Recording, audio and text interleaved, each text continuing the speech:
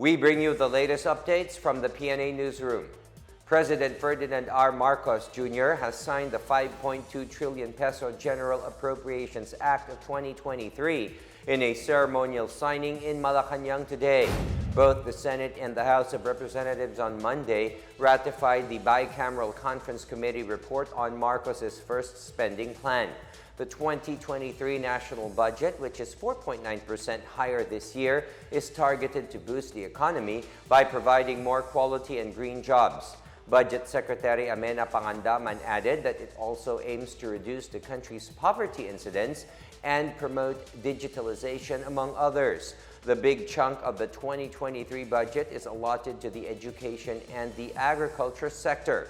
It will also prioritize the Pantawid Pamilyang Pilipino program under the Department of Social Welfare and Development, or DSWD. The budget is essentially the roadmap that it essentially defines and gives muscle to the roadmap of what we intend to do for the next year.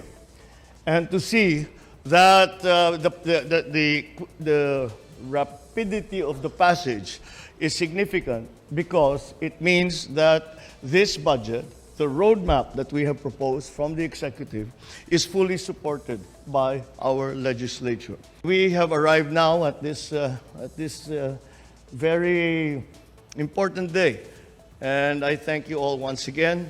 And what we have achieved here, in terms of the fact that we have been able to put into place the budgeting requirements for all that it is that we plan to do, and that we did it in record time, that is a significant achievement.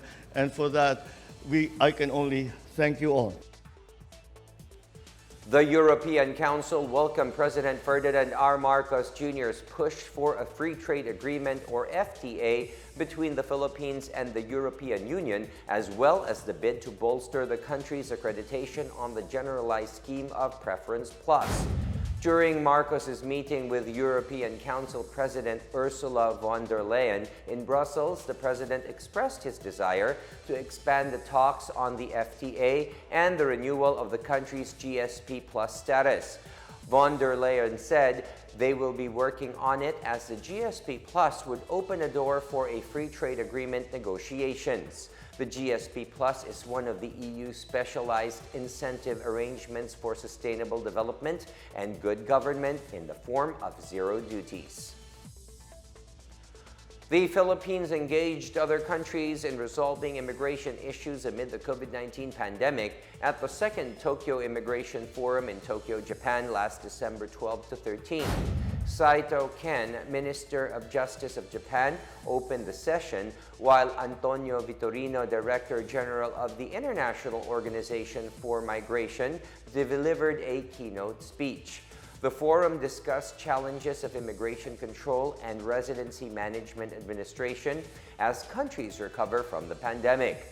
Bureau of Immigration Commissioner Norman Tansingco shared how the pandemic has disrupted the movement of persons and tested the agency's response as frontliners.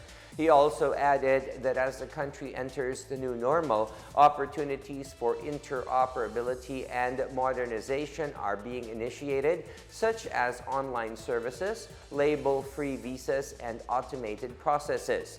Tansingco said the forum was an opportunity to learn about the best practices of immigration agencies in other countries. Meanwhile, individuals who are planning to travel on Christmas and New Year's Eve are advised to plan their trips ahead in case they would need to take the LRT. The LRT Line 1 will run at special shortened operating hours on Christmas Eve and New Year's Eve in observance of the upcoming holidays.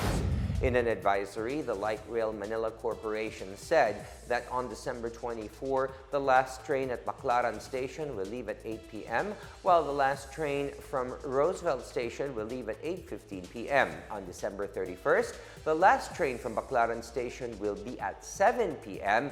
and from Roosevelt Station at 7:15 p.m. The first trip on both dates from both ends of the LRT will still be at 4:30 a.m. Meanwhile, the LRT will continue to serve passengers on Christmas Day, December 25, Rizal Day, December 30, and New Year's Day, January 1st. And that is the latest and the biggest stories from the PNA Newsroom. For more news content, visit our webpage or head on to the Philippine News Agency's Facebook and Twitter accounts. We are also shown on the social media pages of the Office of the Press Secretary and on Radio Pilipinas RP1. Stay tuned for more news updates. I am William Theo. We tell stories that inspire change. Good evening, everyone.